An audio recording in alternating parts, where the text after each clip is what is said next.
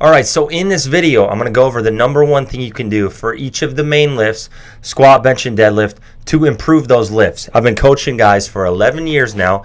They're coming up on 11 years in March. It'll be 11 years. 2013 is when I started coaching lifters.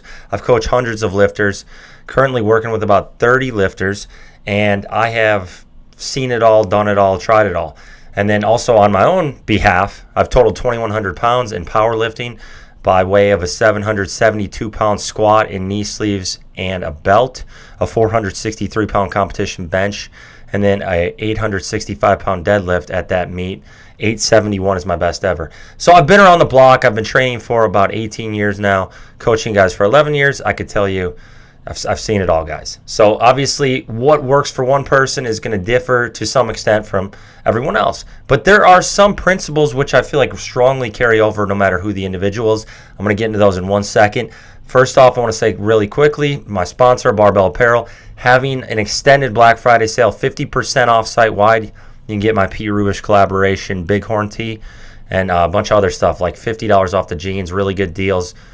Clothes fit slim. They feel amazing. Check them out. Give them a shot. They've helped me out immensely. They help support the channel. But let's get into it. So squat. What is the number one thing we can do for squat?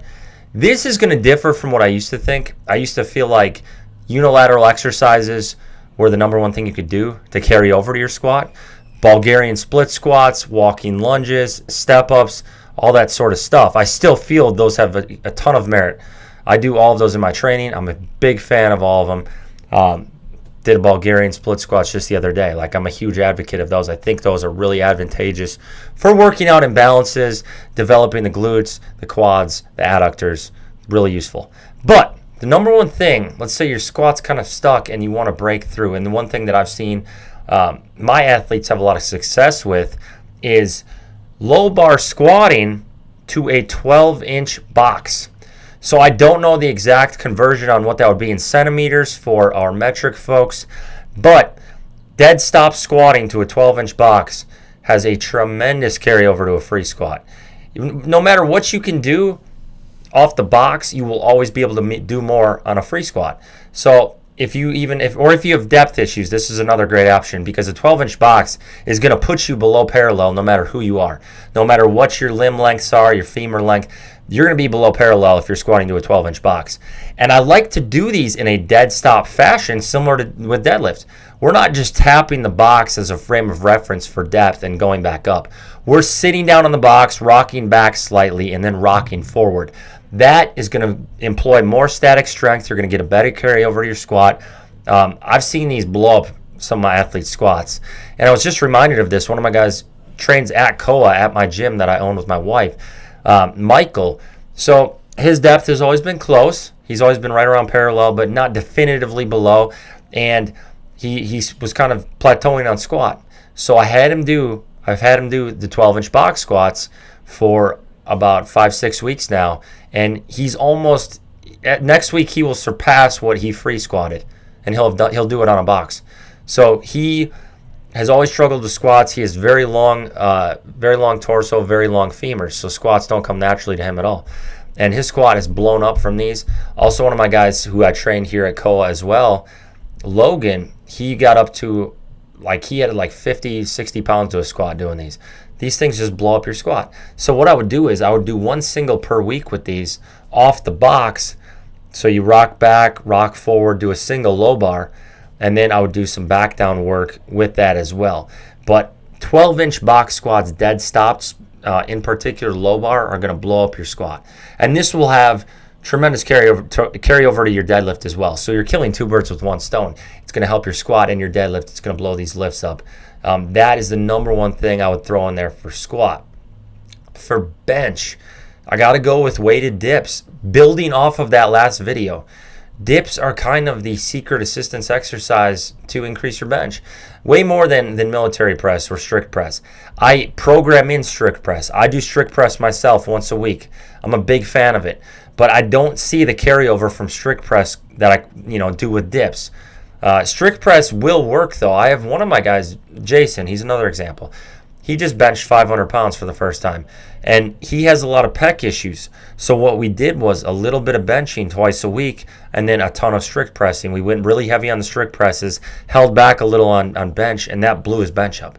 So strict press can work. I just think dips are even more superior. Dips are a great option if you don't have the shoulder and pec issues. The only issue I run into these sometimes with is when guys have sternum pain or they have AC joint pain. So dips aren't for everybody. But I think dips with the pause at the top, then somebody said, well, dips with a pause at the bottom are way better. I'm not disputing that a pause at the bottom is an excellent thing to do. I think that works tremendously. But the pause at the top makes it to where you really have to lock the arm out. You have to stay strict with the lockout, and that's what you have to do on bench as well. I like to pause at the top of every bench rep as well, because that's what you have to do on a max. That's what you have to do in competition. What I find is that when guys just rep out work like this, on dips too, you don't get that full carryover. You fail at the lockout when you get to a heavy weight on bench because you haven't trained the full extension. So if you train like this where you're not doing that pause at the top, you're essentially training yourself to fail at the lockout when the weight gets heavy enough. So I just like to always practice that even with dips. I just do that half-second pause with my arms locked out. And these, massive carryover. I do about 4 to 5 sets a week, vary the rep ranges anywhere from like 8. We cut off, but 8 to 12 usually on the dips, and those have a very strong carryover to bench. There's something I would supplement with bench, whether you're benching 2 to 3 days a week. I'm only doing 2 now because I'm doing so much cardio as well, but 3 seems to be the optimal frequency for bench. Now for deadlift, this one's kind of tricky because I thought about this for a while. I'm kind of going to cheat on what I'm going to say, but I think the number one thing that most of you guys could do to get your deadlift going in the right direction are full reset deadlifts. Again, I touched on these in a video probably 6 weeks ago. Full reset deadlifts are where you don't use straps and you do a mixed grip, but you pull the first rep, put the bar down, control it on the negative. I want to see control on the negative. That's going to help you. You know, one thing, some of you guys don't control the negative too well, and you're taking away a lot of the benefits. I'm not saying you have to set the bar down completely, gentle with the controlled negatives like I used to talk about, but control the negative to an extent where it's not crashing down and you'll get more strength benefit from your low back. But I digress. The full reset deadlift, we pull the first rep mixed grip, we lock it out, we control it on the way down, put it down. We take our hands off the bar, stand back up, re-grip very quickly, and pull again. So I want the time between reps to be roughly no more than 5 seconds. So no more than 5 seconds to reset our grip, but we're essentially treating every single rep like it's the first rep. And that has a huge carryover to the deadlift. I've seen guys, one of my guys, Logan, he struggled with pulling with speed off the floor. His issue, I would look at his pull and his lockout, he had trouble locking the weight out. But it wasn't a lockout issue. It was an issue because he wasn't getting enough speed off the floor. So I said, well, here's what we're going to do. We're going to hammer these full reset deadlifts. And pretty soon, before you know it, his deadlift blew up. His deadlift is just exploding right now. And we've been doing these every single week where we re-grip the bar, every rep, put it back down, and he's seen tremendous benefits from these. The speed off the floor has increased to a huge extent. Supplementing these with some AMRAP deadlifts where he's hitting reps in that 10 plus range, that's been like a massive carryover to his max. So one of the things I would do is I would do one set full reset, do like a full reset top set of deadlifts where you're re-gripping the bar every rep, and then do an AMRAP back down very high reps.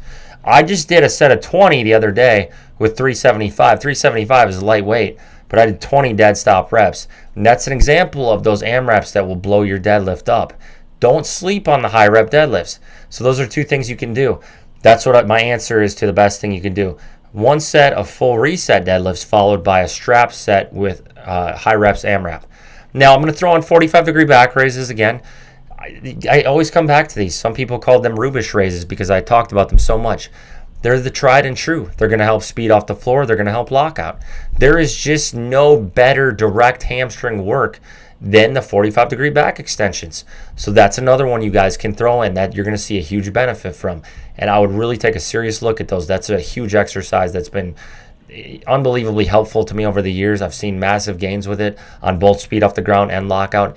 Give that one a shot, but these are my recommendations on each lift. And if you're interested in coaching, shoot me an email at prstrength1@gmail.com. I'll put that in the description. I can't necessarily take on some guys right now, but I always have a list of people I come back to, and I'll work with you at some point. So go there. Now, as far as my own training, things are going pretty well.